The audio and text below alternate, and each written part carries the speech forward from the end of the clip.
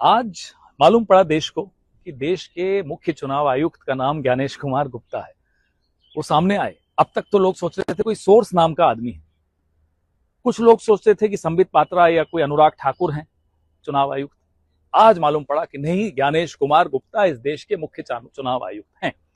लेकिन जब उन्होंने मुंह खोला तो स्क्रिप्ट वही अनुराग ठाकुर, सोर्स और संबित पात्रा वाली थी, बीजेपी की थी। श्री राहुल गांधी नेता प्रतिपक्ष हैं, उन्होंने प्रेस वार्ता की, तमाम पॉइंट्स आपके सामने रखे, जो सबूत, जो कागज आपको मुहैया कराए वो आप ही से मिले। हमें 6 महीने की मशक्कत करनी पड़ी। उसका आपने एक भी महादेवपुरा असेंबली की एक भी सवाल का आपने जवाब नहीं दिया। एसआईआर पे हमने कई सवाल पूछे, कई शंकाएं जाहिर की, यहां तक कि सर्वोच्च न्यायालय को हस्तक्षेप करना पड़ा दुरुस्त करने के लिए। आप वहां भी लड़ते रहे, ये नहीं करूंगा, लेकिन करना पड़ा। कुछ लोगों को आपने मरा हुआ घोषित कर दिया, वो राहुल जी के साथ चाय पी रहे हैं, तब भी आपको शर्म नहीं आई। हमने सोचा प्रेस वार्ता में आप कहीं माफी मांग लेंगे, वह भी आपने नहीं मांगी। आप कहते हैं कि अगर सीसीटीवी फुटेज जारी कर दे तो मां बहनों की इज्जत खराब होती है। किस तरह की बहन, किस तरह की आर्गुमेंट दे रहे हैं आप? सीसीटीवी फुटेज डिलीट करने से चुनाव आयुक्त की, चुनाव आयोग की, लोकतंत्र की, चुनाव की इज्जत खराब कर रहे हैं आप। और सीसीटीवी फुटेज अगर निजता भंग करती है, प्रिवेसी भंग करती है, तो बनाते ही क्यों हो? 45 दिन तक नहीं करती, 46वें दिन से निजता भंग हो जाती।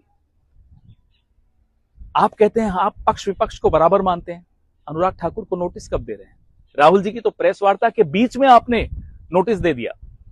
अनुराग ठाकुर को तो अभी तक 3 दिन हो गए, नहीं मिला।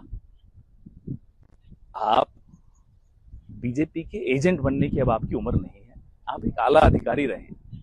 हो सकता है आपको ये लालच होगा कि रिटायरमेंट के बाद फिर कुछ और मिल जाएगा, गवर्नर बन जाएंगे, तब तक ये सरकार चलने नहीं वाली, तो इस उम्मीद में आप मत रहिए। लेकिन एक और चीज समझ लीजिए कि आपके अंडर भी काफी लाखों कर्मचारी हैं, उनका भविष्य आप बर्बाद कर रहे हैं। इंक्वायरियां जब होंगी तो ये सब फंसेंगे। और जो भी नई सरकार आएगी, जो जल्दी आएगी, आप कितने ही चुनाव चोरी कर लीजिए, नई सरकार आएगी और जल्दी आएगी, फिर ये इन अधिकारियों का, इन कर्मचारियों का क्या होगा? इसलिए फिर से आपसे आग्रह है, अपनी जिम्मेदारी समझिए।